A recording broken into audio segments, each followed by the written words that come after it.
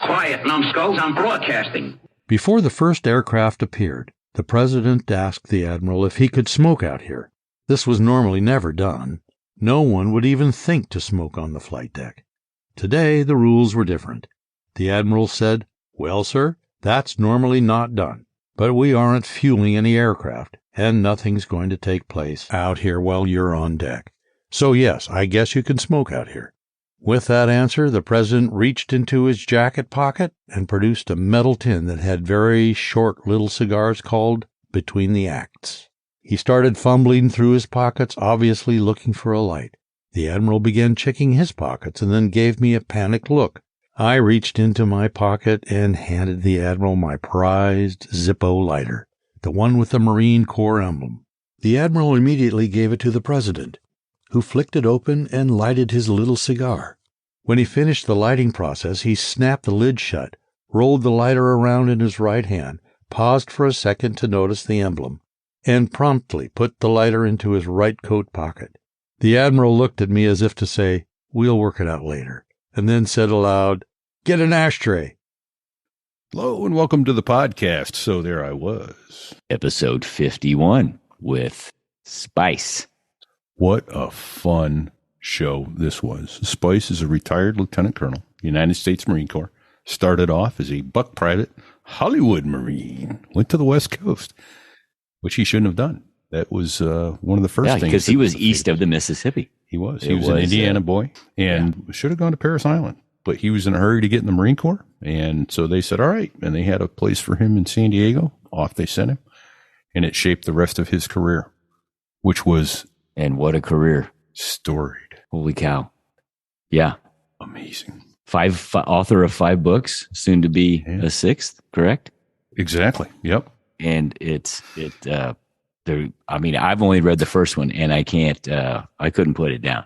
And so I am going to read the next 4 before we have him back. They are amazing. I've read 1 and 3. When the third one's about his exchange tour with the Royal Navy, flying H-34 over there. But he was a seagoing Marine on an admiral. He was admiral staff? orderly to an admiral. Admiral's orderly. Yeah, which meant he at the age of 19 and 20 years old had a top secret clearance. Said it was like being a fly on the wall. One of the show titles that we contemplated was "So the SOB Stole Your Lighter." He met President Kennedy, who took his lighter with his Marine Corps Eagle Globe and anchor on it that he bought for himself the day he graduated from boot camp. It got around the ship. It got around the ship that the president took his lighter. So the SOB stole your lighter. Yeah. But that's not the title of this show. We actually decided to go with a little more serious title on here. I asked him, how did you work up the fortitude to go into a zone where there's small arms fire and 50 cals and mortars coming in that are going to tear you up? And I said it may be a nebulous answer. He gave the perfect answer, Fig. Yeah. The title of this show. What if it was me? Bingo. What if it was me that was waiting on that helicopter? Right? I went, okay, perfect answer. I mean, I was stunned at how perfect that answer was. It made the hair on my arm stand up. Yeah. Because I was like, holy cow, that's it, right? That's exactly it. And so that's how all these men were flying these helicopters in the medevacs, in the hot zones in Vietnam, and in every other war when these guys have done that. Why? What if it was me? What if I was waiting on that guy? What a absolute, just priceless gem and gentleman and magnificent officer and author. I felt like, just like many of our guests, I felt like I was in the presence of royalty. And greatness. Absolutely. I couldn't say it any better. So what do you say? We get out of the way and listen to him. So sit back, whether you're a rotor head, title of his second book, Rotorheads, or a jet jockey. Don't sit on the ejection handle. Don't let go of the collective. Don't do it. On the tanker. Comes Spice. Through the weather. Oh, and to the tanker crew who did that. Thanks a lot. We really appreciated that. I'm just kidding. I'm just kidding. No, I'm not.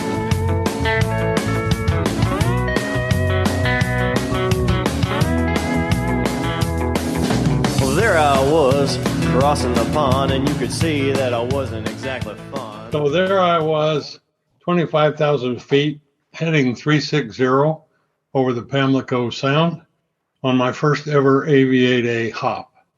I'd taken off from Marine Corps Air Station Cherry Point about 5 minutes before, and my chase pilot was the squadron CO, Lieutenant Colonel Rocky Nelson.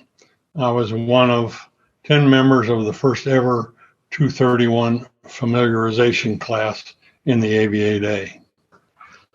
My brief was, once I got on this position, to retard the power and dirty up the aircraft, put it in the landing configuration, and drop the nozzles to the hover stop and maintain my altitude with power. And I did this just as I was briefed. And I had no idea what was going to happen. But the point of this was to illustrate to me in great real-time fashion what intake momentum drag or yaw roll coupling would do to you. I sat there as the airspeed bled off. Of course, my little wind indicator was pointing straight at the nose, and I didn't think too much about it until at about 60 knots, it made a sharp turn pointed directly to the left, and the airplane departed to the right, and I was upside down and totally out of control in about 1.7 seconds. I retarded the power, put the nozzles aft, raised the flaps, and good to, as it usually was on a Harrier, when you completely lost it, it would gyrate around for a little while, and then it'd hit almost straight down like a yard dart. Yeah, lawn dart. I managed to get it recovered fairly quickly, added the power, came back up. I looked over to my right shoulder, and Colonel Nelson was sitting right there. And the only thing he said to me at that point was, "And that's yaw roll coupling." Yeah.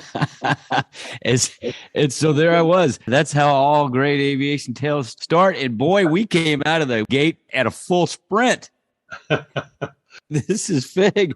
And my co-host is, where are you today, RePete? I'm home in New Hampshire there, Fig. And yeah, thank you very much. What we just heard described, folks, was essentially the death equation. And that's a good reason not to do that at 50 feet, is it not, sir?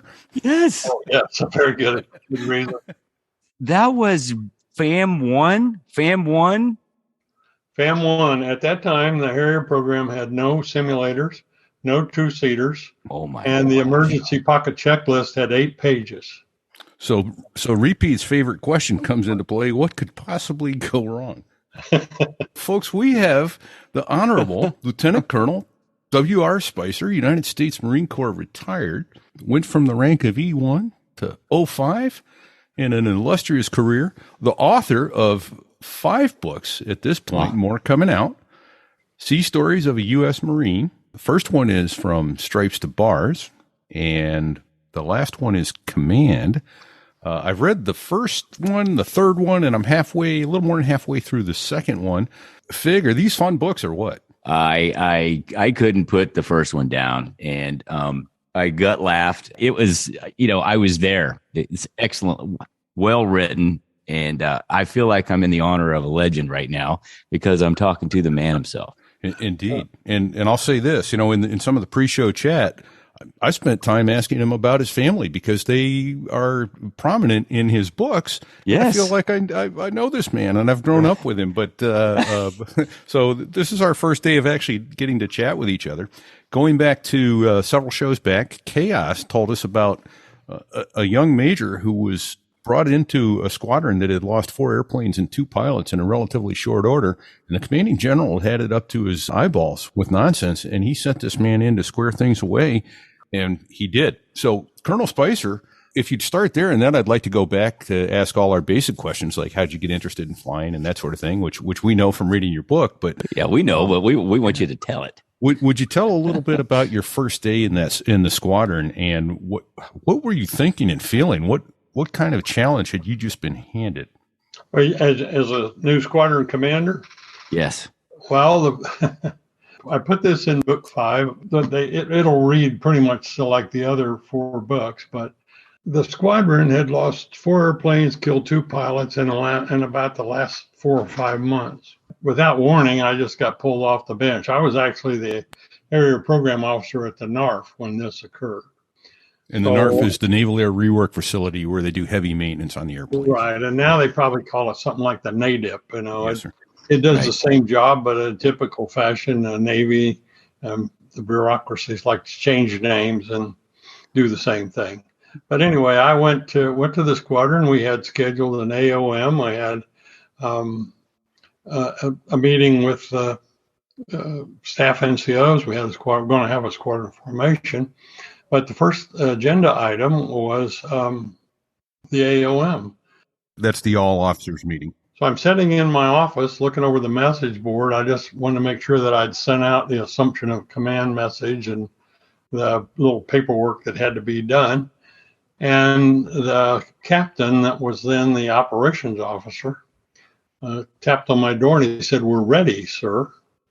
I said, "Okay." So I got up, I followed him down the passageway. We walked into the ready room and there was no one there. He called attention on deck, but there was nobody in the ready room. And so I looked over toward the ODO desk. There was nobody behind that either. And squadron duty officer should have been there if we weren't conducting flight ops. I turned to him and I said, "Does this squadron have an emergency recall roster?" He said, "Yes, sir, we do." I said, "Activate it. And any officer that's a member of this unit that's not here within the next 45 minutes will see me at non-Article 15 punishment at 16:30, the close of business." Sure. And I just walked back up to my office and sat behind the desk. They managed to all make it except one, and that was the guy that was supposed to be my XO. And anyway, I got them all in the ready room, and I sort of gave them your great Santini speech, there's a new sheriff in town, and this is not the way the game's going to be played. This is the way the game's going to be played. It was pretty obvious from the get-go that this squadron had absolutely no discipline and or sense of change of the command, and staff NCOs had been just completely cut out of the chain of command. I mean, troops were walking up to officers, or troops were stopping by the CO's office and things like that. So wow. It was something I had to stomp on right away. Anyway, we continued the day, and then finally at about 10:30, I guess, we'd finished with formations, et cetera, et cetera.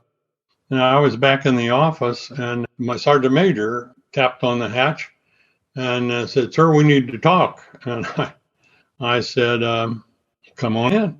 What can I do for you?" And he said, "Well, sir, it's old business." And this was May. And I said, "What kind of old business?" He said, "Well, we were on deployment to Fallon in February, and 2 of our guys cut up the seats of a Navy bus and beat up the bus driver." I said, "Oh, jeez." And he said, "Well, yes, sir." And I said, "Well, what has been done?" He said, "Nothing." I said, "You did not approach the squadron CEO with this?" He said, "Well, I did several times, but he didn't seem to want to handle it." And I said, "Are these men still in the squadron?" He said, "Yes, they are." So I said, "What is it you'd like for me to do?" And he said, "Well, I think it needs to be taken care of." And I said, "Well, I don't feel like starting out with a court martial on day one. So why don't we just have office hours?" And I got up and I walked over and I opened the door between my office and S1 so that people in S1 could hear me. And that's the administrative shop. They handle all the records. I said, "What time do you want office hours?" And he said, "Well, sir, whenever it's convenient for you." And I looked at him. In fact, I stood up from behind my desk and looked right at him across the desk. I said, "You didn't hear me. Now listen carefully. At what time does the sergeant major desire to have office hours?" And he stood there for the longest time. He obviously wasn't used to being spoken to like that. And he said, "Well, sir, it would probably be good if we could have them at 13:30. I said, "Very well, Sergeant Major. Office hours will commence at 13:30. I wanted that word to get out. I wanted to hear the troops to hear what I was saying to the sergeant major, because I felt the first thing I had to do was reinstill a chain of command. So sure enough, at 13:30, he brought in the SRBs. I read the charges, the specification, all that sort of stuff. And I said, march them in here. So I listened to their sad tale, and I found them guilty. I reduced them one rank, and I felt they should have been lucky I didn't lock their ass up, and marched them out. I waited, about 20 minutes later, Sergeant Major came back, knocked on the hatch again. I said, yes, Sergeant Major, what can I do for you? He said, sir, I need to talk to you about the punishments. I once again made sure the door was open between my office and the S1. I said, what about the punishments? And he said, well, you didn't suspend the busts. And I said, what did you ask for as punishment, Sergeant Major? You said you thought reduction was in order. Yes, sir. That's what I said. I thought reduction was in order. I said, what did you get? He said, I got reduction. I said, well, then be damn careful what you ask for in the future. And right? it was just a horrible first day. Right. I wouldn't wish that on my worst enemy. No. To go into a position like that. And and the CG had told me, he said, I don't know you. You're not on my team, yada, yada. You've been sent to me by reputation only. And, I told him, I said, this can't be a one-way street. I got to have command support. So we had a pretty frank discussion in his office. Plus, I was a major, not a lieutenant colonel. And he said, I'm leaving, but you got 30 days. You have an incident, you drop one, you miss this, you miss that. Said, that's it. You're going to wipe your ass with your fitness report and sign it in both places. Wow. A double signer is a career-ending piece of paper for a Marine officer. Yeah. So that was on the basis on which the whole thing started. Well, it's a good thing there was no pressure involved.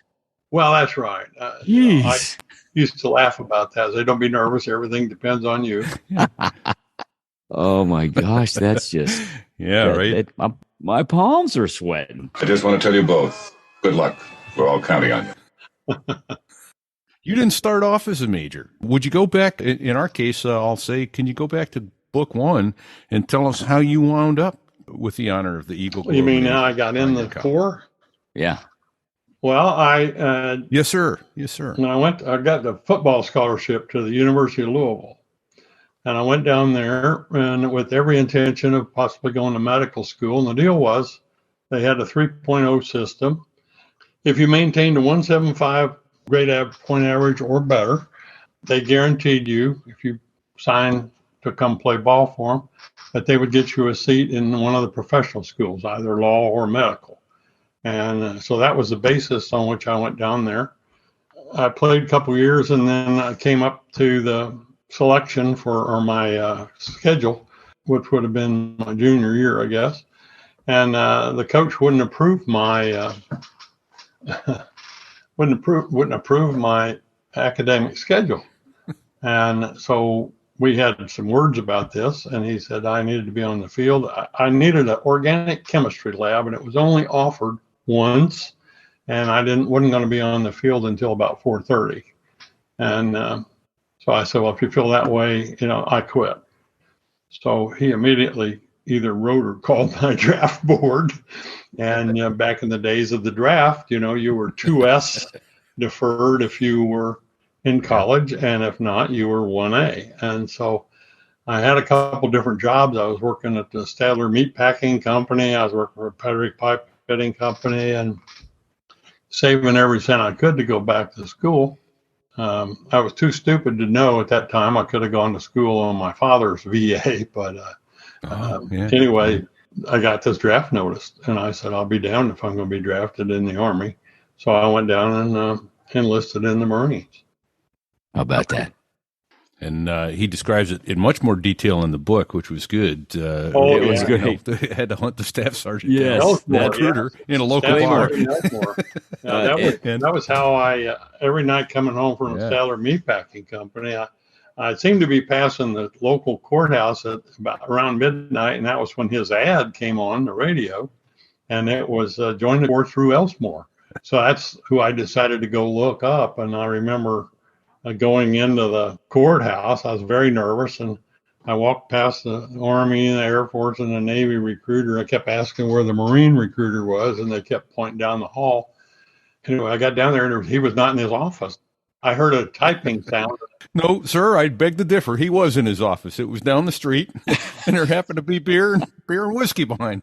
He was right across the street in the Southside Tavern. And at that hour of the day, he happened to be the only customer sitting there. He had on modified dress blues, had his cap pushed back on the back of his head, had a Pall Mall cigarette smoldering in the ashtray, and about a half-consumed draft beer. It was lunch. And I told him I wanted to join the Corps. He tried to run me off. I told him I wasn't going to go. If he was going to do that, I'd go join the Army paratroopers. He said, now, wait a minute. Don't get stupid. Don't be crazy. He said, I'll tell you what, buy me a beer and we'll talk about it. So that's how my whole career started. You know? Oh. There you go. Oh, wait. So if I remember right, you wanted the fastest way in, right? The fastest. Oh, yeah. So he told me he was going to put me in the 120-day delay program. And I said, no. I said, I got to go now, you know. And that was first question after that was, well, you got some broad in trouble? Are you hot? The cops after you? And I said, no. And he gave me this piece of paper and said, take us over to the police station and get somebody to sign it. Well, I had an uncle whose brother was the chief of police. No wants, no warrants. So I walked over to the police station. They said, what do you want? I told them, and they signed a paper, and I carried it back, gave it to him. So he was good to his word. I mean, I was out of there in less than 5 days and on my way to San Diego. And I think what happened was I was the only member of my recruit series, platoon 168, 69, and 70. I was the only man from east of the Mississippi in that series. So I think you should have been to Parris Island, right? Because everybody usually east of the Mississippi goes to Parris Island. That's right. I think I was a quota stuffer. Right. Yeah, that one little quirk. Hollywood Marine. Changed the whole course of my life. The fact that I went to the West Coast instead of the East Coast. Right. Right. I mean, because you wound up going to sea school and being on a carrier division staff, and that must have been fascinating to be a PFC and a Lance Corporal hanging around with captains and 2 stars in the Navy. Well, it was like being a fly on the wall, that's for sure. I had to get a top secret clearance because you had to handle the Admiral's message board. So I read his mail, and It was fascinating. Commander Carrier Division 1 was in charge of 5 different attack aircraft carriers: Hancock, Coral Sea, Oriskany, I think the Bomber's Yard, I forget the other one. But in any case, he would jump from ship to ship to ship, and it was his job to make sure these things were ready to go. And then we just happened to be in Westpac at the time that the orders came down to start the bombing of North Vietnam. And I remember when you went on duty with the Admiral, you were on from the time he awoke in the morning until he laid his head on the pillow at night. And you never left him. You were always within sort of eyeball reach or nodding or something. And, the best thing to do was be able to anticipate his moves. You had to be Radar O'Reilly, so to speak, right? Yes, you did. You had to be Radar O'Reilly. But I remember, and he would sign his night orders before hitting the rack. And the night orders gave the task force the steaming direction, the speed, everything for the next so many hours until we were back up, or he was back up. It was a really tense thing because we were going to launch. We were anticipating a word to launch strike. And he and the chief of staff had talked about this, and they said, we're going to have to figure out a place that we need to be. But to make a long story a little bit short, I watched him put his pen on the map on the chart, and he made an X, and he said, we'll call this Yankee Station, and my call sign will be Jehovah. And he signed the night orders and went to bed. And I don't know how many years Yankee Station was Yankee Station, but you'd even hear it. I'd even hear it mentioned on the BBC when I was over. Right? Wow. How about that? Yeah. That's amazing. And to tie that in real quickly, just to today's headlines, we're recording this a few days after they arrested the young Massachusetts guardsman who had leaked all this material. And someone asked me yesterday, well, how did this guy at 21, 22 years old have this top secret clearance? And I go, I don't know his story at all, but I happen to know of a guy who was on an admiral's staff, and he needed a top secret clearance because of the things he was going to hear. They had to be able to trust him. Yes. So that's a big deal. Yep. It was a big deal. And I said I had questions myself about this latest incident because I don't know where he was, that fellow that leaked the information, but he would have had to be somewhere where they had those files available. And I just can't imagine that kind of information would have been in an Air National Guard unit, somewhere. Right. I know very little about the story beyond that, but when I was told he was 21 or 22 and, why did he have a clearance? Well, that's why. That was the first thing they said. When I was in C school, my class graduated. Most of them went to various ships detachments. And I was called down, and the captain that was in charge said, because I asked about my orders, I said, everybody else got orders. What happened to me? He said, you're being held for a flag. I didn't even know what that was. And then the next thing I know, they told me to go over to NCIS or CID, I think it was, and fill out this paperwork for a top secret clearance.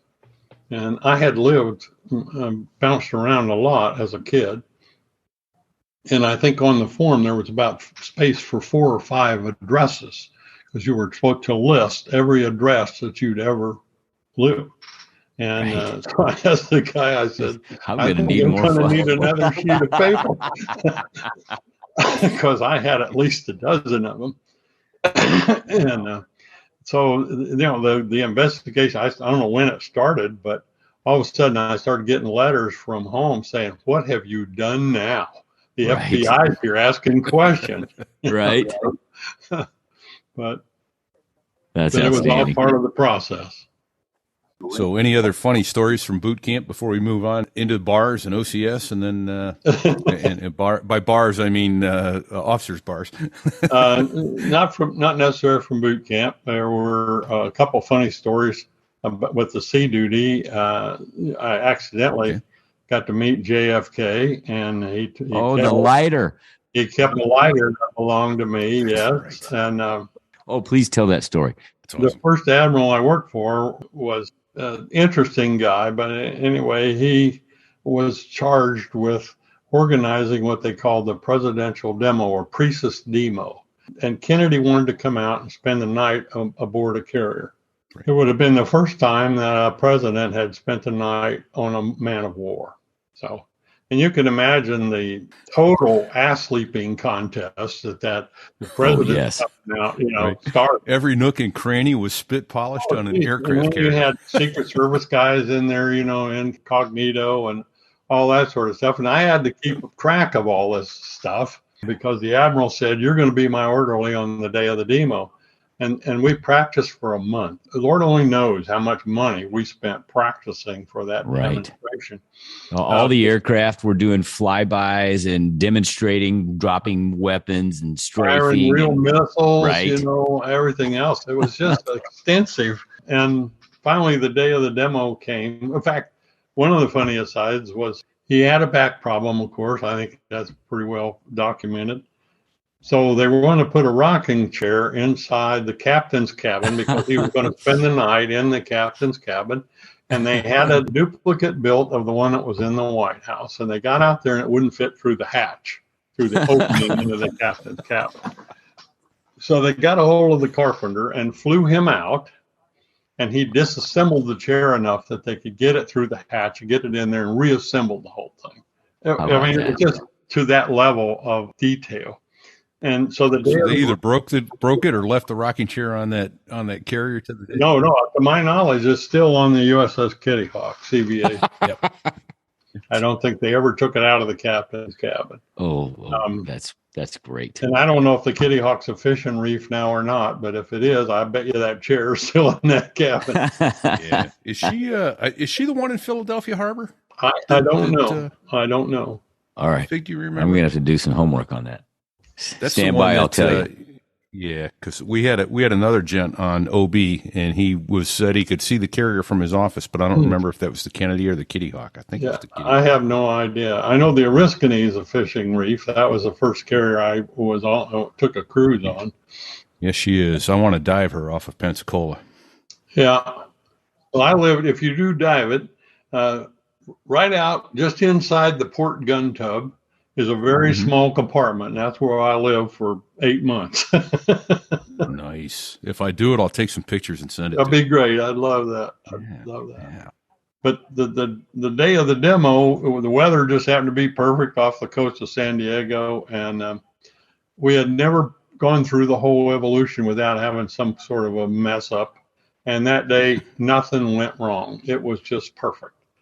The Admiral asked the president if he could have a cocktail party for the president's guests, his staff, and so on and so forth. And the president said, yeah, go ahead. Just about like that, very casually.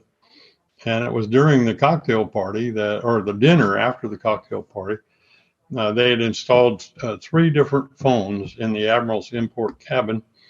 My job during the dinner and everything was to guard those phones. Anyway, the one went off. That meant it was a staff call.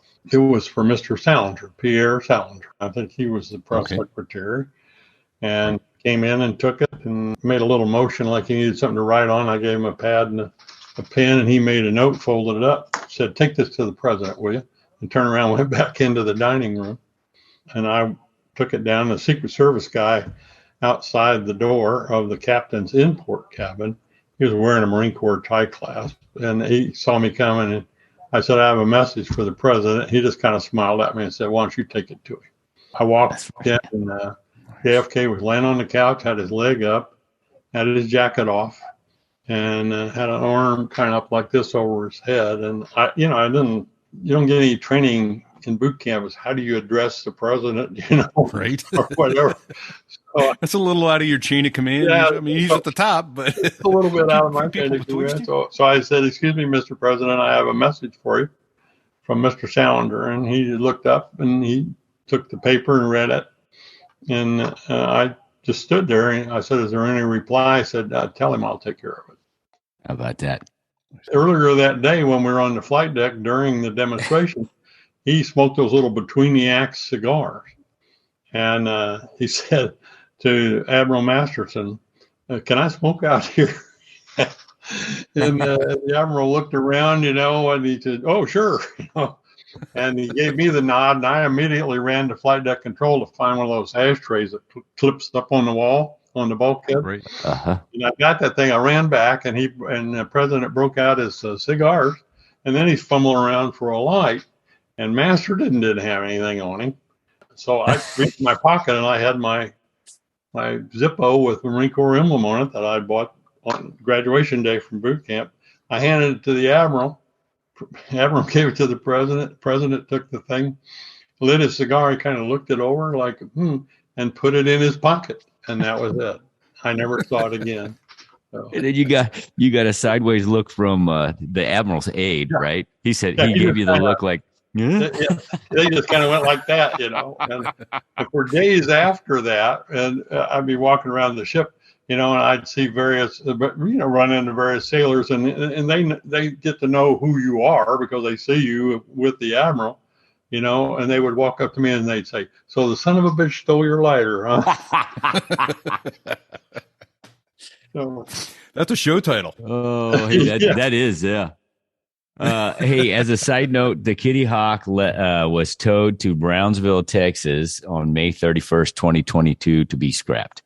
I'll be damned. Yep. She's going to be razor blades. That's sad. Yeah. That's sad to see the great boats go I love that story about the lighter, though. And so I can't remember. It was when you left or when the Admiral left that he gave you the lighter? Yeah, that gave me his lighter? Yeah, with the 2 stars on it. When I left the flag, the Admiral then was Edward Cobb Outlaw. Okay. Who was a really interesting man. And he gave me his he had Zippo lighters made up that had 2 stars on them and a little bit of a flag, and he gave me that as a going away present. So you got a lighter back. I did. It was a couple years later, but yeah, but not the one you bought for yourself on graduation day from boot camp. Right. Yeah. Right. Well, that's I love that part of the book. That whole thing. Hey, side note, how old were you when you were on sea duty and working for the Admiral? About 20? Yeah, 20. Okay. I couldn't drink in the States, so I was really relieved to get to the Philippines. That's I did the math. I knew you had a couple of years of college, so I thought he's still probably only 19 or 20 at this point. Yeah. That's a lot of responsibility for, a kid. I mean, you're really still a kid, although you had to grow up real fast, really fast. Yeah, I remember Admiral Masterton was the first one I worked for, and the very first day I had duty with him, he told me to get a hold of this commander that he wanted to see him. I said, yes, sir. And I went out and dialed the guy's number, and he was a special weapons officer or something. I said, sir, the Admiral requests your presence in the import cabin. He said, well, I'm busy right now. And so, here I'm a PFC. What do I say to a commander, Right. And your funeral. I thought, well, shit, I called him. I'll just hang up, and I did. And pretty soon the buzzer went off again. I went into the import cabin. He said, where's Commander so-and-so? I said, sir, I called him and he said he was busy. And the Admiral just kind of blinked at me and he said, well, let's just get something straight right now, Spicer. He said, you work for me. And he said, if I ask you to do something or contact somebody, he said, it's like me getting a hold of them. So don't ever take that kind of an answer again from somebody. Nice. If I say I want to see him, I want to see him. Now, do you have any questions about who you work for? I said, no, sir, I don't. And that was it. So did this guy, come up with his stones in a wheelbarrow to come see the Admiral? Because, man. You never wore his stars. And you were in the worst position of all because of course you were the cat or the dog they could always kick. Right. But so you kind of had to balance all that sort of stuff out.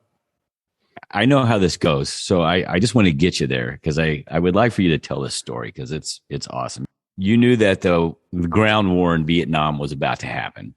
And your desire before you got sent to sea duty, your desire was to serve in the Marine Corps infantry. And that's what you trained for. I was going to be a recon Marine. Yeah. And so you asked the Admiral if there was any way that you could, when you left sea duty, go straight to Vietnam without going back to the States. Yeah. Can you talk about that? Certainly. Like I said, I read the man's mail. This was Admiral Outlaw, Edward Cobb Outlaw. Mm-hmm. He was Navy World War II ace. Navy fighter. Yeah, Navy Cross fighter pilot from World War II. Yeah, and a tough character. Anyway, I read on the message board, there was a message about a Marine Brigadier General that was going to come out, Youngdale was his name, to discuss with the Admiral air support for the landing. And then I went on to read where the landing was going to take place and everything, and who all the characters were involved. And at that time, the Marine Corps did not have close air support assets in that area there.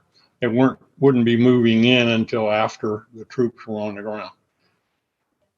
So, and I was due to rotate off. So one afternoon, things were kind of quiet, and the Admiral was out on the port bridge wing. He'd go out there sometimes, put his hands up on the, on the armor plating and just kind of watch what was going on the flight deck.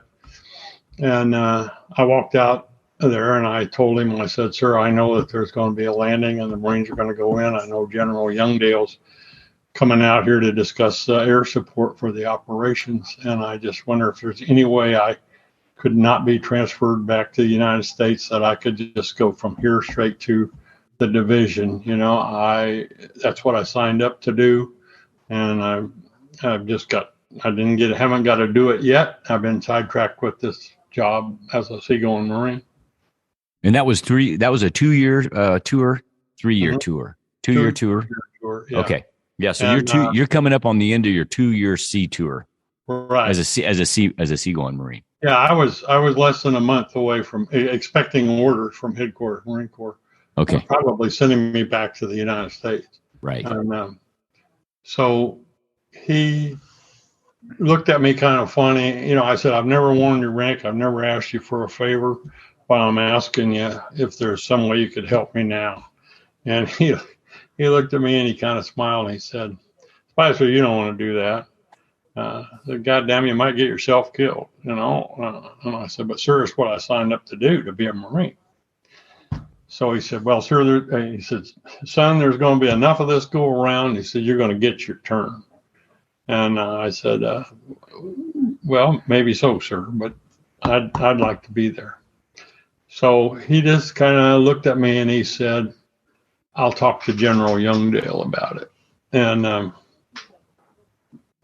so a couple of days later, General Youngdale comes aboard, and of course he wasn't familiar with carrier operations or anything like that, and we were still, preparing to do all sorts of stuff. So there was a lot of air ops, and the admiral wanted him to see a launch and a recovery and have lunch, and they were going to have the discussion after lunch, and they came up on the bridge, and I took up my usual position behind his chair.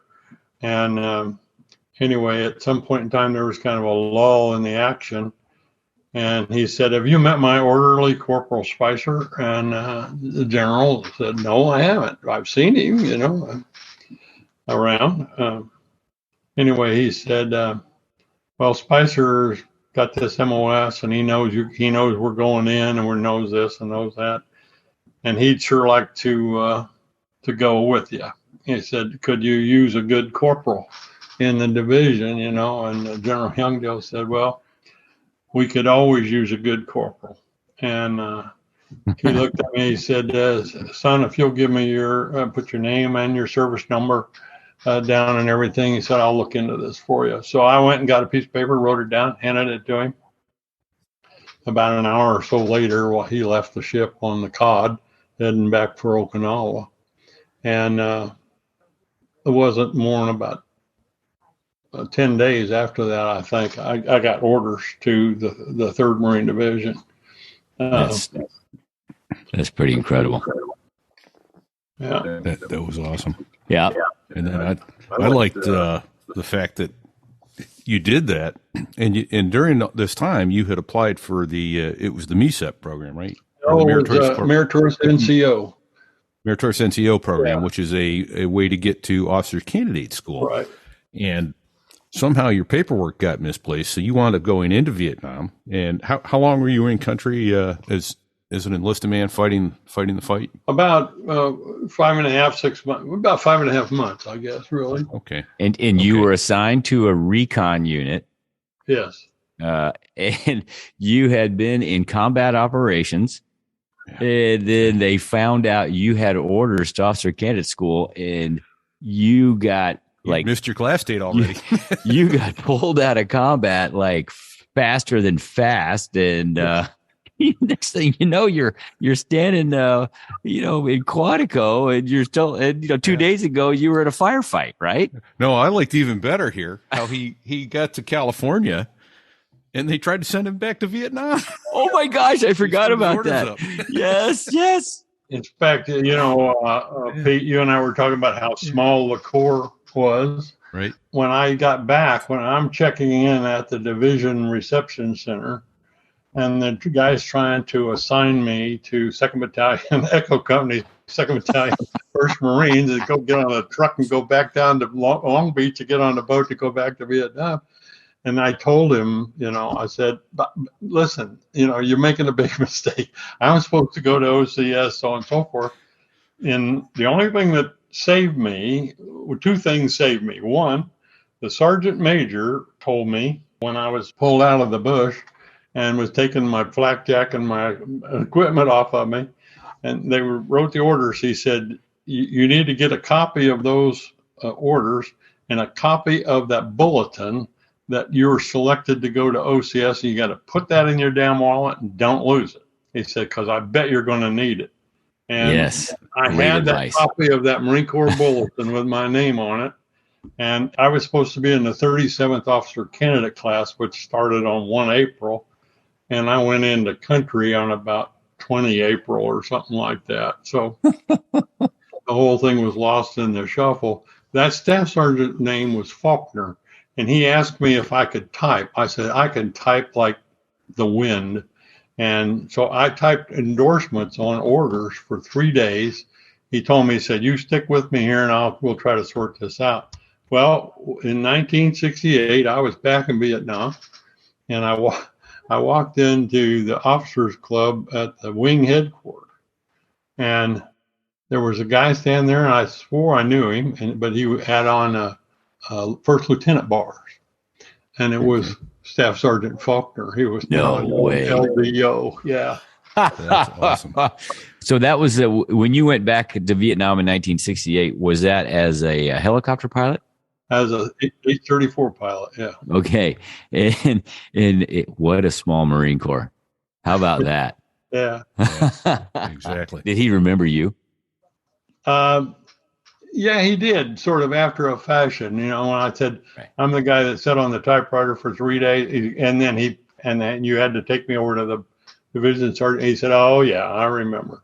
You know? That's awesome. Let me ask this. Did you ever run across a Marine by the name of Hal Clark? Oh, I sure did. You know Hal? Okay. Yeah. So Hal was the guy who got me into flight school when I was about to. Is that right? Yes. Yeah. He just passed last year. Oh, I'm sorry to hear that. Well, he was a damn fine gentleman. And I'm trying to think of his wife's name. She was Peggy. Peggy, yeah. Yep. Yeah. We used to always get a report from Clark on the quality of the shellfish and there you go. down around the little bitty town near Beaufort. Yeah. Hal was a real gentleman, and I met him when I first got to Cherry Point as a Hawk missile guy, and he was just retired as a colonel, and I'm pretty sure he made some phone calls to help boost my chances to get into flight school. You need some help somewhere along the way, for sure. Oh, yeah. Yeah, absolutely. That's right. Absolutely. The other name is, he was an H-34 pilot in Vietnam. You ever run across Frank Fado? Oh, yeah. We were in country at the same time in 68. Frank, okay. he tried to get me to work for, was it? Right. That's where he retired from. At some point in time, he was chief pilot for, but he was indeed. Yeah, Frank was a black ace. He crashed 3 H-34s, and the good news was nobody got hurt. The black. So that's what they call black ace. Yeah, that's what they call the black ace. That's awesome. I think every one of them was written off. Well, should have been pilot error, but it was written off to environmental enemy. Well, yeah. And they had to come up with something. They called it environmental enemy, and it was when the use of a landing site would not normally. It was weasel worded, but sure. If they had you landed in some strange place and you screwed it up, it was environmental enemy, and that Frank fell into that every time. Doggone it. Nice. He had bad timing. Repeat. I don't want to hog all the questions. So I haven't read this book yet, but I'm going to about his, helicopter experience in Vietnam. Do you have questions? Otherwise, flight school was fascinating. The aerodynamic, particularly. So we had a gent on by the name of Sticks, who was a Coast Guard helicopter pilot, and we had another guy, Candyman, who was an Army helicopter pilot. I know both of them would really enjoy it. I've talked to Sticks personally about it already, that, just the aerodynamics and the different types of rotor heads are fully articulated, rigid, that kind of, you talk about that in the book, not to the point where it's difficult to understand, but just to go, these are the kind of challenges you're all of a sudden trying to face. You don't know anything about helicopter aerodynamics, right. And they just hand it to you and go, here, figure it out quick. Here's your fire hose. Start drinking. Well, I remember, I'm sure Colonel Jones, Rusty Jones, William. Oh, yes. Yes. Yeah. Well, he told me when he wrote a review of reading Rotorheads, and he said he busted out laughing several times in my discussion about the aerodynamics of the rotating foil. We used to call it the mystery hour. And when first day we walked in there, here we were pilots already. We knew how to fly, and we go to Ellison Field, and now you don't know anything. And this guy walked in. He was a lieutenant, Navy lieutenant. He had a master's degree in aerodynamics, and he said, "Gentlemen, in the next 6 weeks, you're going to get a master's level course in the aerodynamics of the rotating foil." He said, "At the end of these 6 weeks, some of you will know exactly what makes a helicopter fly. And some of you are going to think it's all bullshit and black magic." He said, "I've been teaching this course for 2 years now. And personally, I'm a bullshit and black magic man myself." So I felt a little better. I thought, well, maybe I've got a chance, That's great. That's awesome. So there's another guy who helped me out a lot. I was told you've done a 3-year ground tour. You're not going to a FAC tour. And then a couple days later, Luke, who was on one of our shows, called me up. He was a Group S1. He goes, Group Adjutant. He goes, "Hey, your name just came across my desk. Go to Tank Battalion as a FAC." He goes, "You want to go there?" I go, "Hell no, I don't want to go be a FAC." He goes, "Hang on." And he walked in, and Rusty Jones was the Group CO. He goes, "Yeah, send him to 203 to be an instructor." And so that's how I got to go to the RAG and teach. Yeah. Well, I was sort of a mentor to Rusty. He was one of the guys that I dealt with. Great man. Yeah. A great man. I wish I knew him better. Good pilot. Great guy. A hell of an officer and an extremely smart guy. Yes. Really smart. Yeah. He took 231 to the Gulf War on the first go round. Yeah. So. Lucky son, bun. Yeah. We RePete and I watched the entire Gulf War on CNN from the VMA 223 ready room. We did. Yeah, it was brutal. Well, did you guys know buckwheat? By reputation only. Oh, okay. Yeah. Why do I know that? Why do I know that name? Yeah. Okay. You got commissioned. You went down to flight school, and you said in the book that there was a guy dancing a jig because your grades were better than his, but you chose helicopters, and he wanted jets in the worst way, and there was a jet slot. So he got that.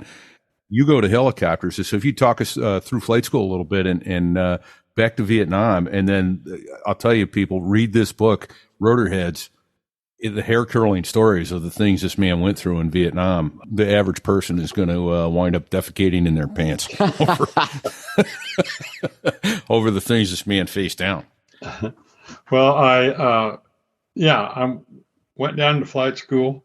We were all sort of in a big pot, and there was no breakout until after we finished Softly Field. And at that point, you had to make a decision whether or not you wanted to go jets or you wanted to go helos. Right. There was never any doubt in my mind. I mean, jets sounded great, but from being a grunt on the ground, the guys that saved my bacon a couple times were the helicopter pilots, mostly the old A-34 machines. And it was on a point system, and the Marine Corps didn't really need very many jet pilots in those days because the battle cry was helicopters, and they were getting a lot of helicopter pilots wounded and killed, and some of them were leaving the service. So it was on a point system, and I don't remember the whole way it worked, but if you didn't have at least 200 points, you couldn't even have a look at jets.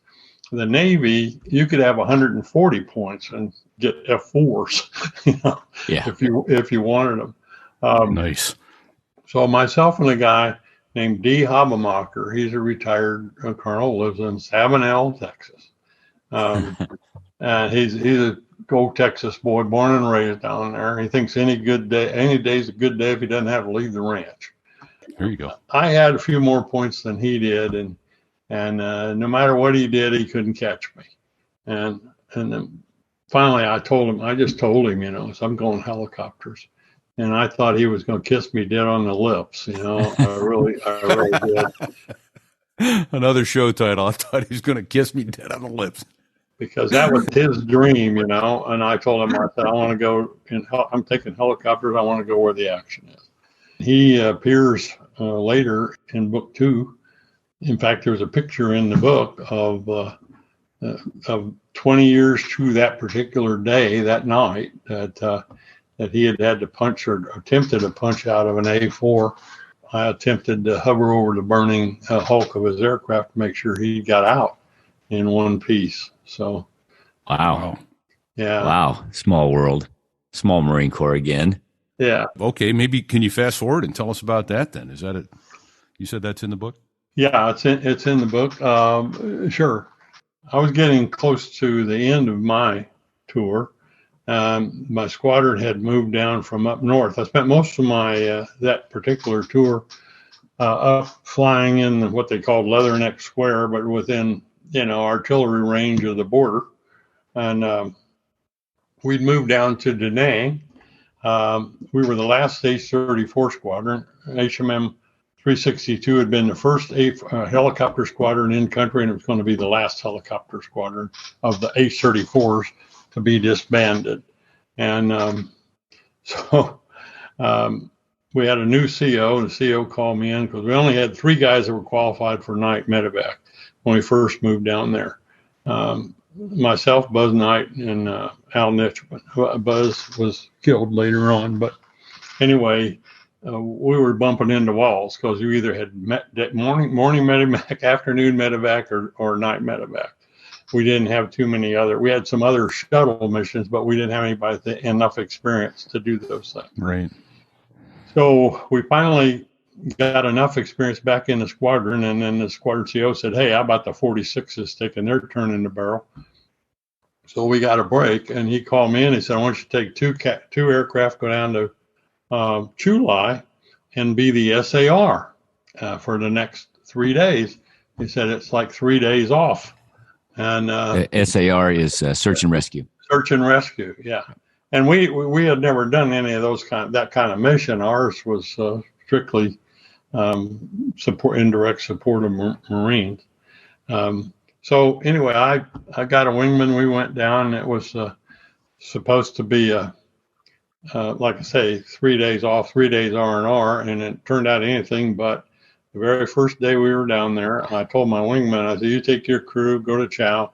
I'll cover until you come back, and then you can relieve me, and then I'll take the night shift." And so all that had happened. I went over to have dinner, and I ran into D. Habermacher. And D. Habermacher was the guy that I got out of the way so he could be a jet pilot. And here he was. He just got to country. He'd only been in country about 5 days or so.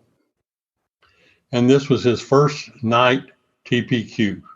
So he was pretty fired up about it. And I said, "Well, what time are you rolling?" He said, "About 8 o'clock. And I said, "Well, I got you back." And I hear 4 A4s. It's dark. I hear 4 A4s cranking up there down at the far end of the runway. I'm actually close to the northern end of the runway there at Chu Lai. And it basically ran north and south, not very far off the ocean. And I see him taxiing out and going to the arming area and so on and so forth. And we had already pre-flighted and set up for a scramble start and launch. And I was just kind of sitting on the right main mount of the 34, and I watch him roll. One took off, he broke the ground, looked good. 2, 3, 4 comes along, and it didn't sound right. Something wasn't right. I don't know what to tell you because I didn't know squat about A4s then.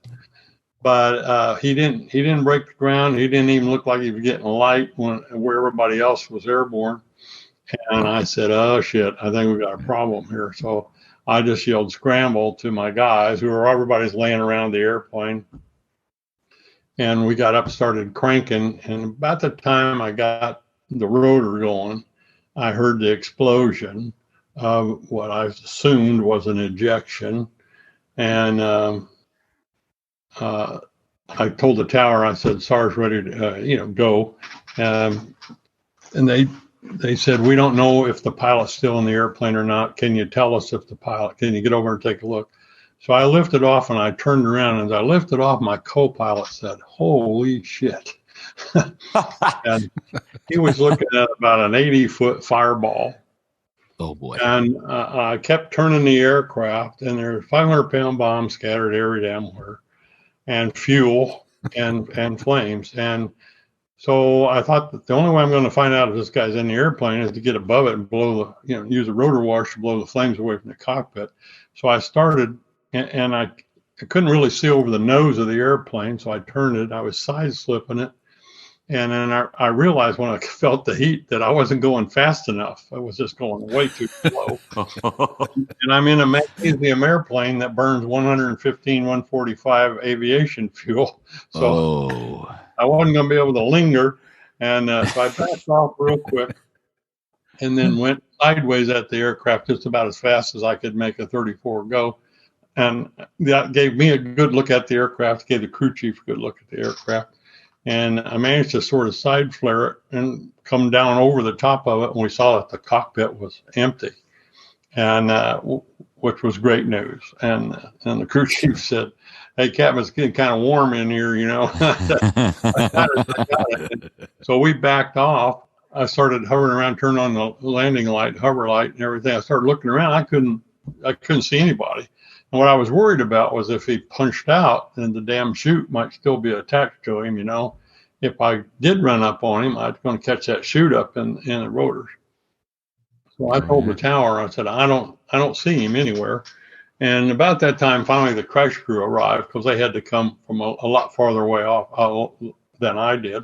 But anyway, I never did know what happened, and he had punched out, and he caught his toe on the dashboard, I guess, or foot, and it sort of moved all his toes over one direction or another on that foot. And anyway, he was medevac back to the States. I did not see him ever again until we had both retired. And it just happened to be 20 years exactly to that night that my wife and I had ridden a motorcycle out west, and we decided to look him up. And we went to his ranch in Sabinell. As soon as we got there, it was kind of funny because he didn't say much other than get in the truck. And so I got in his pickup truck and left my wife there.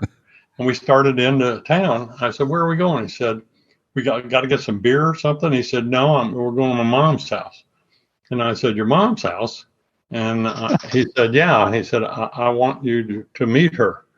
And I said, "Well, okay." And I said, "Why do you want me to meet her?" He said, "Well, she wants to meet you." I said, "Well, why is that?" And he said, "Because she wants to see the son of a bitch that was crazy enough to hover over a burning aircraft to save her son." I'll be darned. Right? How about that? Yeah, so where was he? Was he down somewhere in the wreckage? He wasn't at that time. They didn't have his seat. He wasn't really in the envelope enough, or he was barely in the envelope. Oh yeah. And so he came out. Did he get Spice? Did he get airborne and then eject, or did he eject off the airplane as it was going down that runway? No, he was still on the deck when he ejected, but he had chained off the bombs, trying to get light enough to get airborne, but it didn't work, you know. Okay. That's why the damn 500-pounders were scattered everywhere. And when I'm looking for him, I'm looking among the bombs, and I thought, I hope these some bitches don't start going low order. Don't cook off, right? You know, yeah. Right. He was on the other side of the runway from me and had found a ditch right near like the 7 board or something on the runway, 7,000 foot of Yep. And they only had, I think it was 8,000 on that March to Meeting runway anyway. But he told me, he said, I was hiding in the ditch by the board, in case those things did go off. I thought, well, being in the ditch is better than not. And I said, I stayed there until the crash crew had the fire pretty much down. And then I started yelling for help because I couldn't get up. Wow. Hey, real quick, you used an acronym that I don't think we've heard before. And TPQ, Tango Papa Quebec. You said he was going out on a TPQ. Right. A TPQ was a radar-controlled drop. And the TPQ comes from the type of radar that was used. And somebody would want a bombing mission on a set of coordinates. And at that time, this TPQ radar could position your aircraft in the sky at exactly the point when they told you to pickle for those bombs to hit the target. Okay. Awesome. Thank you, sir. Oh, okay. Yeah. I had that exact same question. I think the radar was called a TPQ-10. Okay. This is all fascinating. I stuff. know. Yeah. I don't know where we are with time. I kind of lost track. We're a little over an hour right now, so we've got. I'll sit here all afternoon. I know. As long as you're willing to sit with us, Colonel. Do we need a timeout break? We can do that too. Do we need a physiological break or? No, I'm okay for the moment. Okay. All right. So let's go a little while longer. If you need a break, just say so, and we'll pause it up. But we'll go from there. I've got a question you may not have an answer to. And I'll go. It's based on Rotorheads, book 2, and you talk about going into these hot zones. And you said there was really only one time where you got upset, and it was talking about a civilian girl who had gotten burned, and you were going back to pick her up, but you made a point of never yelling at your crew, never raising your voice. So how is it?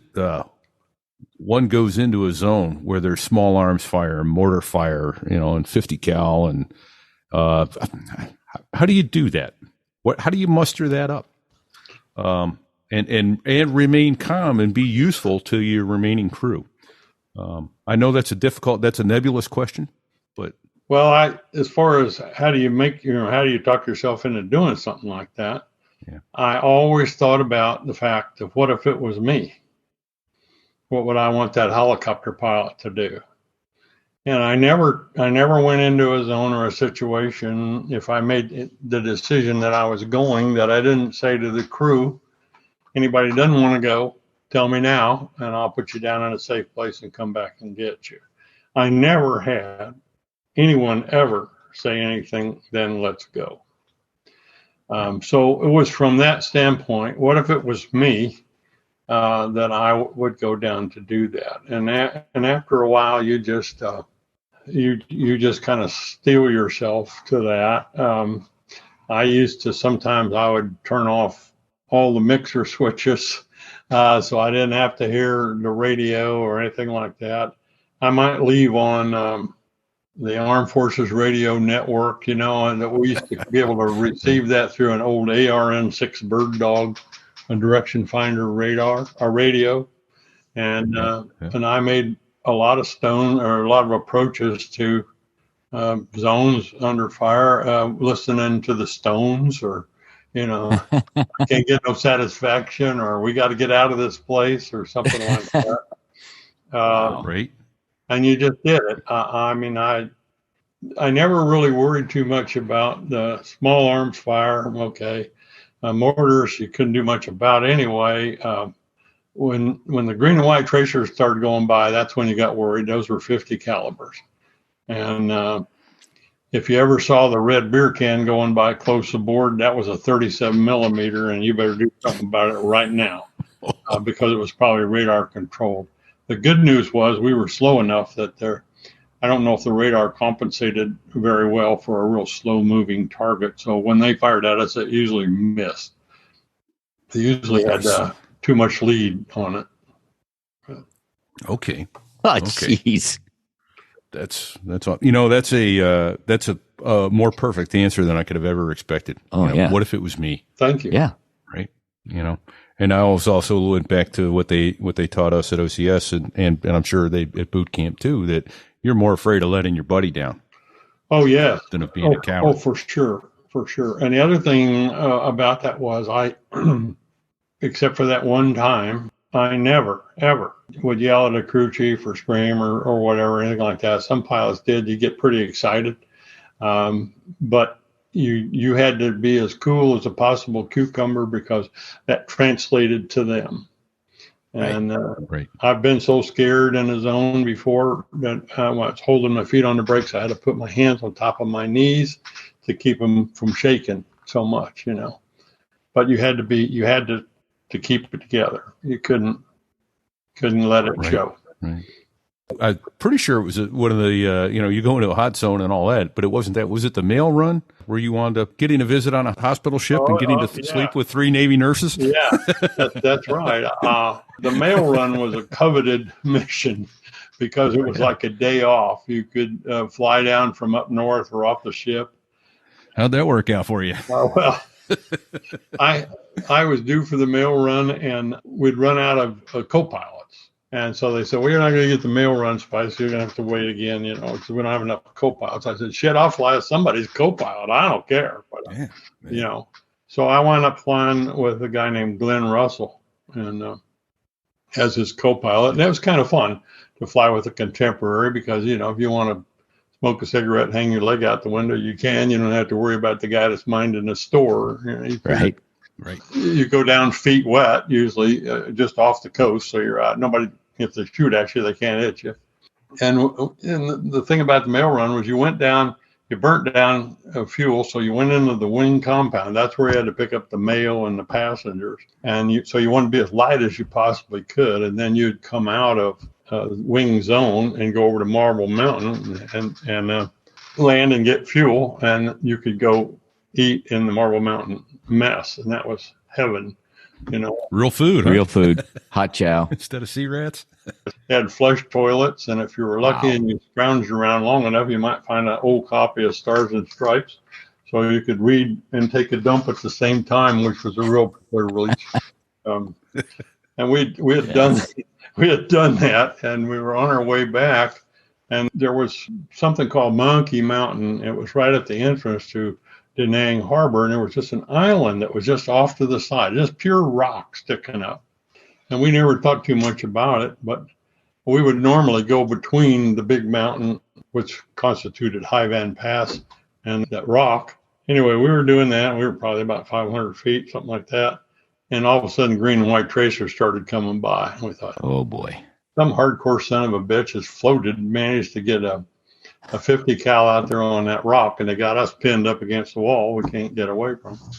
And we took a couple hits up in the rotor head. We knew we had a problem, and we limped around to an entrance to a bay, and we set it down on the beach. Tide was out, so we had a lot of beach to work with. We just did a little roll-on landing and shut it down, checked the rotor head. Yeah, wasn't one of those we could sort of stick duct tape on it and go on. Bubble gum wrappers and duct tape. Oh boy! Put up a blade with a few bullet holes in it, and some duct tape. And then we saw, myself and Glenn saw this old papasan standing over right near a tree line. There was about 150 yards from the beach itself. There's about 150 yards more of sand, and then this tree line. And so we decided to jog over there and ask if there's any enemy in the area. So we go over there and said, Papasana, any VC? He goes, shake his head. He said, no VC, Boku NBA. Oh, shit. And that's what we said. And so well, we jogged back to the aircraft, pulled the M60s out of it, had the crew chief and the gunner set up in front and behind the aircraft some distance, so they had a good field of fire to the tree line. And it was a little while before the bad guys kind of discovered we were there, but sure enough, and we called for help, called the cavalry, and we started taking some fire from the tree line intermittently. And a friend of mine, Robbie Robertson, came in. I don't know where he came from, but he called us on the radio and said he's going to make a run, don't screw around. And so that's what we did. He landed in front of us, did a roll-on landing. We ran up. We'd sent the other aircraft on. We'd loaded all the mail and the passengers on him and got him out of there, so ours was pretty much empty. And we got on the airplane. We're climbing away, and you could hear a couple of rounds hit the aircraft. And the crew chief was a kid named Wilson. I'd flown with him a bunch of times. Wilson, we smelled battery acid. And the rounds must have hit something that threw everything out of the generator directly into the battery, but it was boiling over. So Wilson got up and unscrewed the panel and then got the battery loose. A battery was a huge thing, start our R1820. And he got up and he was going to throw the battery out the door. And about that time, Robbie must have taken a burst of fire, and he jinked the airplane, turned real hard toward the ocean. And Wilson was going out the door with the battery, he's out of balance. and I was sitting really close, so I had unsnapped my seatbelt when he got up, and I just reached up and I grabbed him by the back of the bullet bouncer and pulled him this way, and the battery went out. But when the battery went out, the side slip or the wind sucked whatever boiling acid that was still in there right back, and Oh shit! he had his visor down. I didn't, and it hit me right in the face. And I screamed, I'm sure pretty loudly enough the guy flying and Robbie could hear me. And we had a corpsman on the airplane. Anyway, Wilson landed on top of me, and I was trying to get a canteen of water out of because the first thing I thought of was just dump water.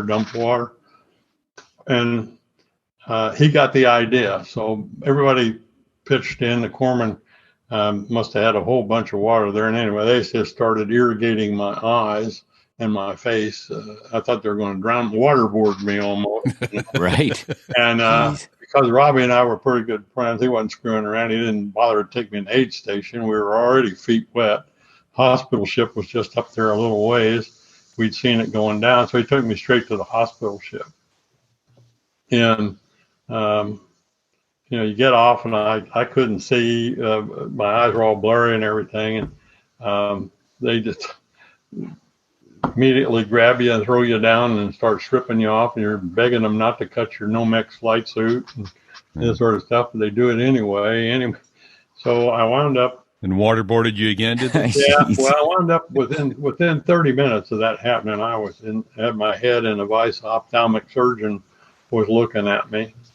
And he told me, he said, "You're one lucky son of a bitch." And I said, I think I am. Anyway, he filled my eyes. I mean, he literally pulled the eyelid out and just stuffed all this salve of some sort up underneath my eyelids. Oh, geez. Bandaged it up and said, "You're going to stay here for the night anyway." And so they didn't really want to take up hospital bed with me. I was ambulatory. I just couldn't see. I didn't have any other injuries. So there was one of the nurses was on R&R, and they took me down to the nurses' quarters, and there were 4 to a room, and I got the empty rack. So I spent the night. You were blindfolded, so you couldn't see. I wasn't, but it's amazing how quick your nose and your ears pick up the difference. And then, of course, the next day they had the great unveiling, and I could still see. They rinsed my eyes out.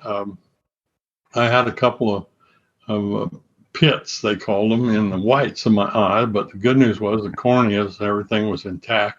Wow, so they said the biggest danger was to get an infection, and they gave me this salve and these drops, and they said, you're good to go. And so we called on the radio, and one of my squadron aircraft came by and picked me up, and I was on the flight schedule the next day. Jeez. Right. Get back to work. Yeah, that's right. Quit slacking. Wow. Oh, that's awesome.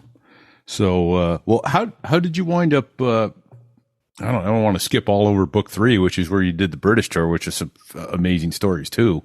So, I'm trying to think of it. I know. Great stuff. I know. You don't want to leave anything out, but holy cow, we'll be here for a week. Yeah, he wound up with a shipment of VW to England, which was a real popular vehicle in the 60s in England, right? Only 20 years after the World War II. Yeah. But then buying a London taxi and I did. I loved to ride in the London taxis.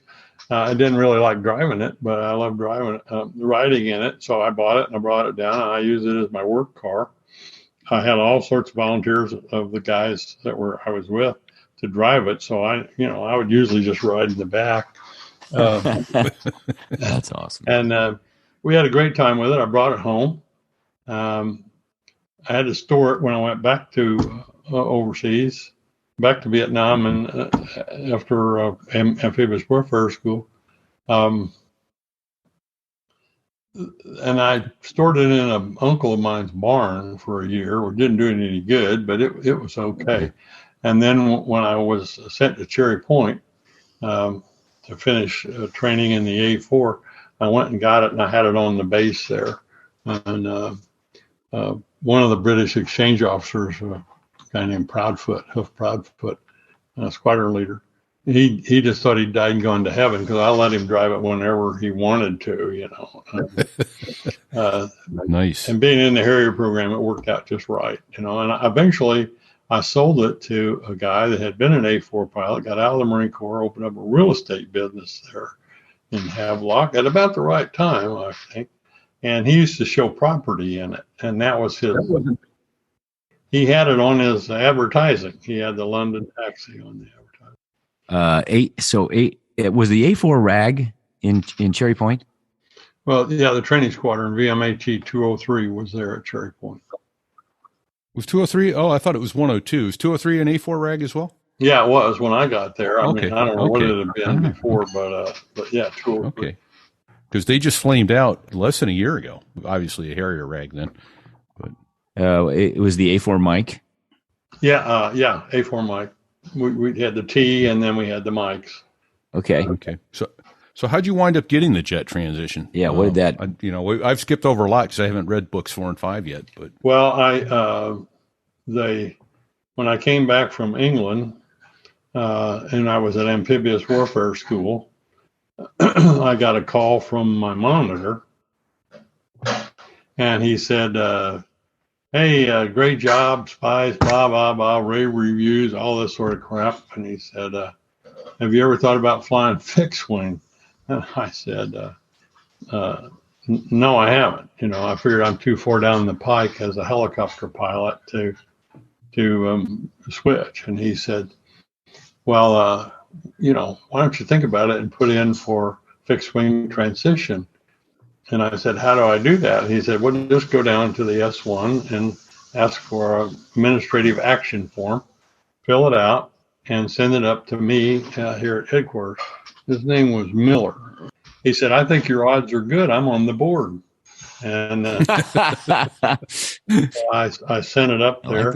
About a week later, I get a message in my box there at the basic school that says, "Congratulations, you've been accepted for fixed wing transition." And so I was really excited about that. And then they came down to talk to you about your orders near the end of school. And Depp said to me, he said, "Spice, I can't send you to fixed wing transition." I said, "I am so desperate for helicopter guys, particularly Sikorsky guys in Westpac. We don't know what's going to happen with the war," and so on and so forth. He said, "So if you would go to Westpac for me one more time in helicopters," he said, "I'll bring you back and I'll run you through the Cadillac transition." He said, "If you try to go now, you're going to get the bum's rush, and you're not going to have the experience and training that you really need." So I agreed with him, and I said, "I'll take the Cadillac transition." So I went back to Westpac. I flew the 853 that tour most of the time because I was an old 34 guy. It wasn't too bad, and I had a lot of shipboard experience. They sent me down to the boat immediately, and but as it turned out, it was a good decision. So. How long was that? Was that tour? That second Westpac tour? Flying 53s a year. Okay. Yeah. And then you went to the jet. Then you went to jet transition. Yeah, fixed wing transition. I came back and I went straight to Kingsville, Texas. Okay. And I was in what they call the J2 Jet Transition Training Unit. I was a class of 1. I flew about that time. The POWs had, we got them out of jail while I was over there, and they had come back, and so there were 2 or 3 of them there, and one of the former POWs and I, a guy named Ray Alcorn, we sort of were each other's instructors. He'd been an A4 pilot when it was shot down. So once we got through the basics, they would send us out on navigation hops, instrument hops, all that sort of stuff.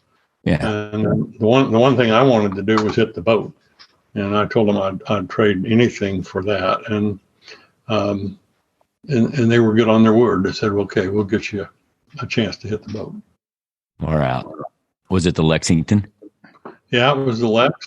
Weather was absolutely dog-do. but it was a hell of a day. I was done by 8 o'clock in the morning, and I was driving out the gate at Kingsville, going back to my apartment to be with my family, and looking at the people coming in the gate. And I thought, wondering what the ordinary people do for work. Right. Right. So after Kingsville, then you went up to Cherry Point for VMAT 203. Yeah. Well, I started out, it was called MCRTG 20 or something like that. I had orders to transition to the A6. They were going to put me in an EA6. And I went to a friend of mine from Amphibious Warfare School who was sort of the monitor and a controller of that. And I said, I'll do whatever I got to do not to go to an EA6.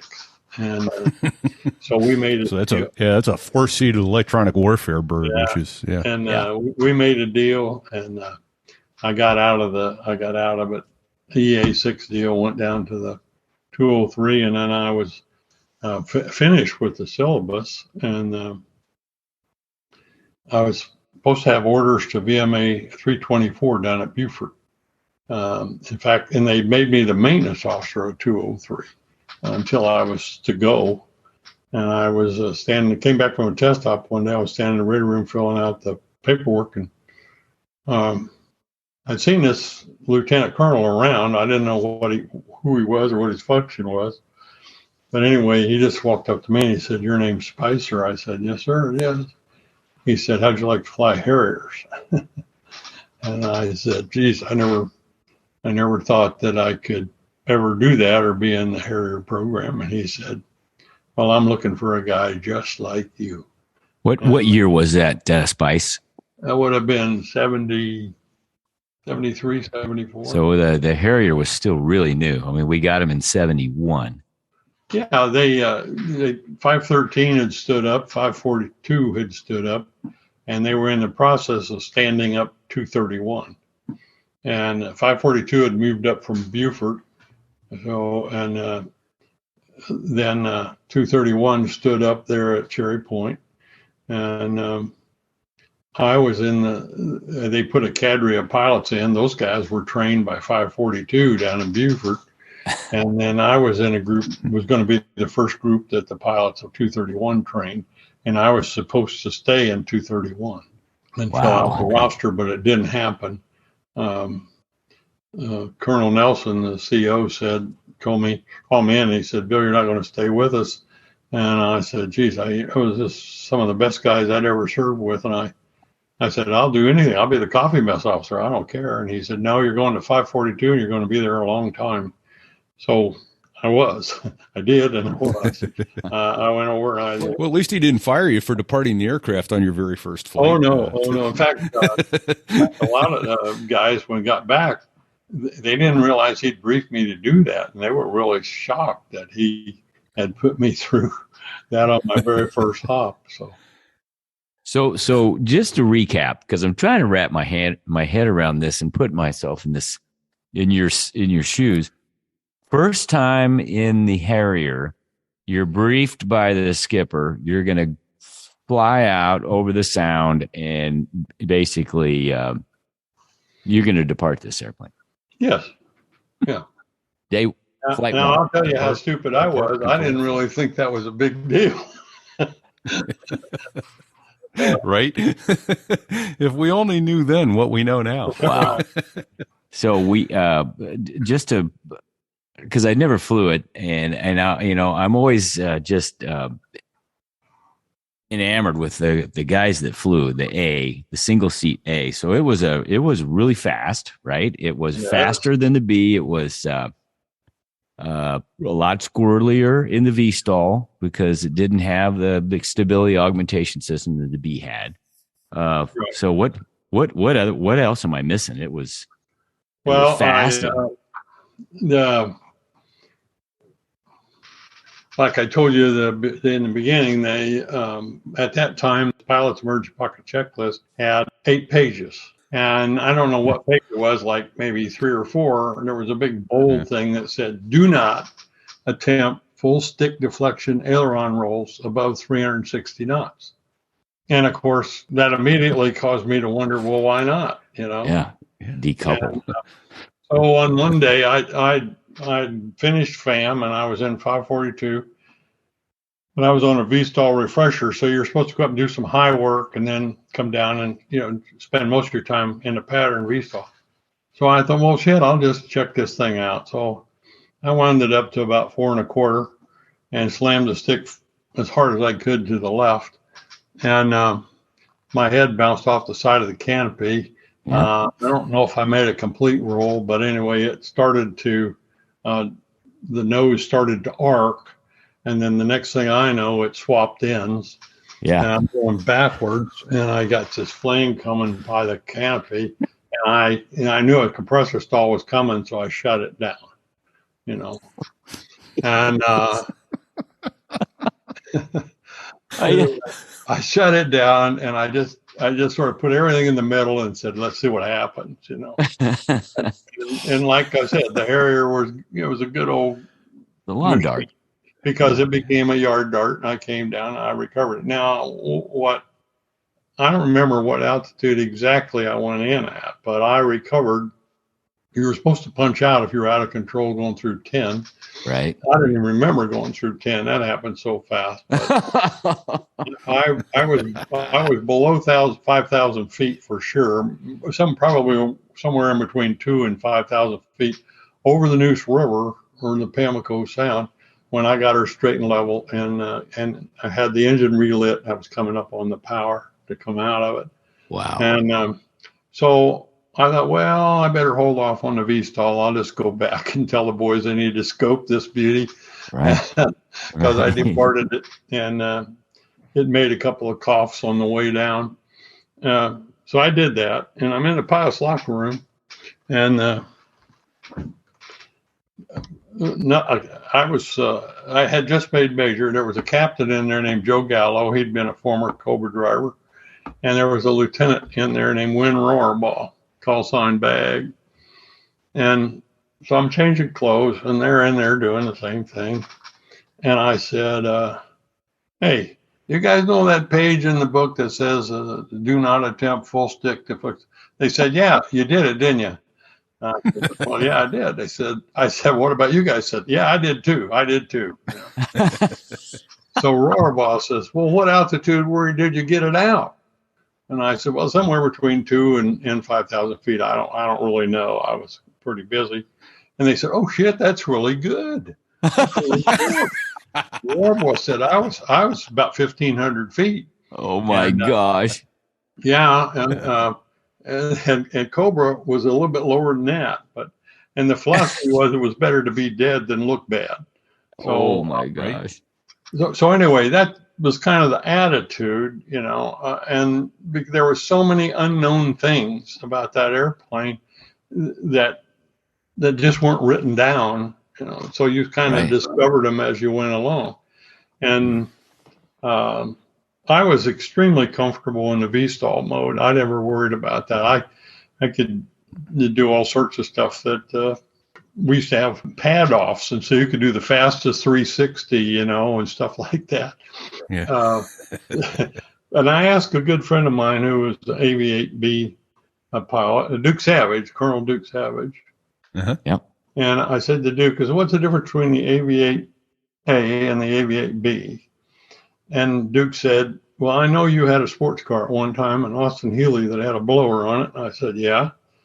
And he said, have you ever driven a Buick Roadmaster? I said, well, yeah, I have. I had a 53 Buick Roadmaster.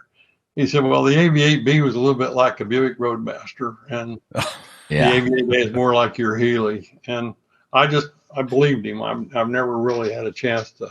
I've only been in the cockpit of the B once, and they invited me up to be a mess night speaker at Cherry Point when Joe Anderson had 331 and Lancer had the wing. Anyway, Joe assigned Ben Hancock to me. Lawman. And Joe told him I'd never been in a B, but I had some input into the HOTAS and the departure resistance system and that sort of thing. And so he had one all heated up in the hangar for me with electronics and things. And that's the only time I've been in the cockpit. And he was giving me a demonstration, which was I was probably not smart enough to fly the damn B, but I remember it was substantially wider cockpit, as I recall, and then to set up higher, better visibility. But boy, yeah. Like you said, it's it's nowhere near the performance. No. Well, the AV-8A, you didn't get in it; you put it on. Yeah, and, right. But I remember he was telling me about the weapons delivery system, and he said, "Colonel, it's just like playing a great big video game." And I said, "Well, what happens when some rude SOB stuffs a 50 or a 37 millimeter right through your video game? How do you get the ordnance off and get it on the target for the Marines on the ground?" He said, "Oh, we'd have to go back." And I said, "No, I'm sorry, Captain. It does not work that way. You don't go back with ordnance on when you've got troops in contact." And he said, "Well, how did you guys do it?" I said, "We did it with dive angle, airspeed, and altitude, release altitude." And I said, "On 10-degree runs, we just went in and scraped them off." I said, "You drive down until the target looked big enough that you could lean out of the cockpit and hit it with a big orange." And I said, "We call it the big orange theory." Yeah, well, mailbox, sign, big orange theory. The mess night came and went, and Joe, I was supposed to go down to his office on Monday morning. He was going to have a ride for me back up to Kinston to catch the airplane. And he went down to get a couple cups of coffee for us, and he came back. He was laughing. I said, "What's so funny?" And he said, "They're down there talking about the big orange theory in the ready room." And he said, "Hancock asked me, is that the way you did it?" And I said, "Yeah." And he told him, "Yeah, that is." And they said, "Did it work?" I said, "Well, it worked for Colonel Spicer and those guys." So, yeah, right. But it was a different world. I couldn't believe the technology that the B had in it, and of course it just got better, didn't it? Was the A good weapons platform? Was it stable in a dive for bombing? It was because the B bomber. was. Yeah, it was a great bomber. You roll in, put your nose on the target, roll out, and the target would be right there. It didn't move, Whereas the A4, you would yaw a little bit. Sure. Work it back to the target. No, it was a great bomber. Yeah, I taught. I was an instructor in the TA4 in Kingsville, and teaching bombing in that airplane was, it was an art. And then when you had all the magic that you had in the Harrier, it was, it wasn't very hard. It wasn't very hard to get a good hit. Let's put it that way. And now, geez, it's got a targeting pod, and it laser designates its own targets up to, I don't know how many at a time, and it's phenomenal. Like you say, the technology has gone nuts. There's no looking back. In fact, it may be at the point where you can't get one off if you don't have the electronics anymore. But is that right? Yeah, I don't know.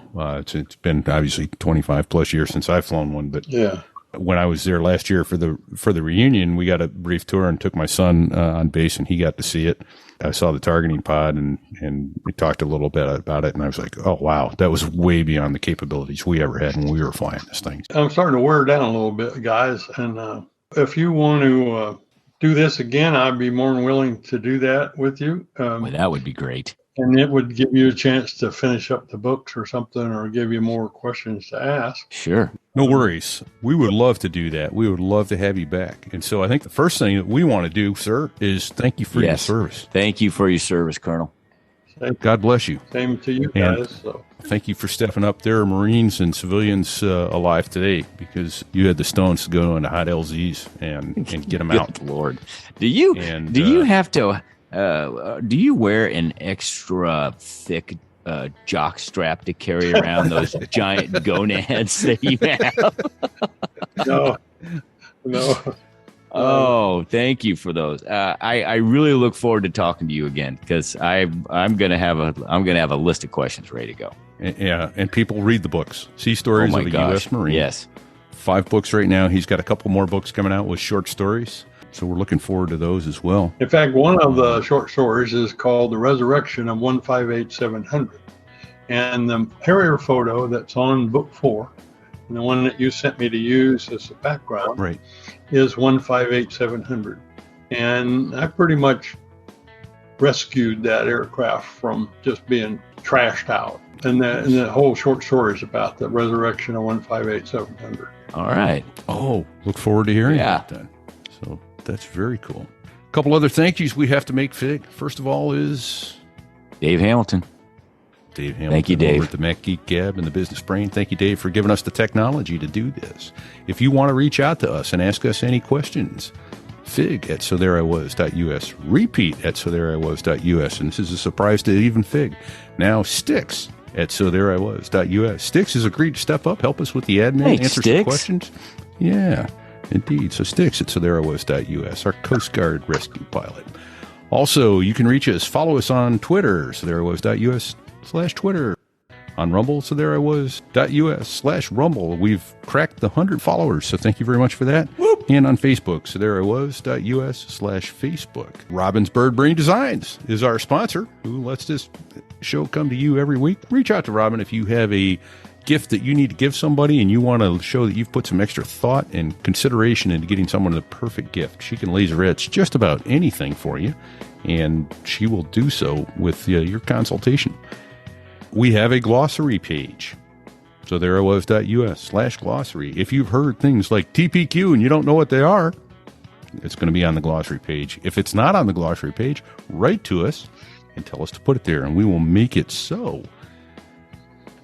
We have a subscribe page, sothereiwas.us/subscribe, and that'll take you to a page where you can choose whether you want to listen on Spotify, iHeart, Stitcher, Apple Podcasts, any one of those. Apple Podcasts is the preferred app for us because there you can give us a 5-star rating. Not 4 stars, not 3 stars, but 5 stars. 5 stars, baby. And give us a good review. And then finally, the people you're hearing in the background. Who is that, Fig? Dos Gringos. The 2 men who give the Air Force? That's right. They make the Air Force look good and sound good. Indeed they do. Thank you, everybody, for joining, for sharing. Thank you, Colonel Spicer, for being with us today. Yes, we sir. look forward to the day when you come back with us, and we hope it's very soon because your stories are off the charts fascinating and fun to listen to. We're grateful for that. In the meantime, everybody, stay safe and check 6.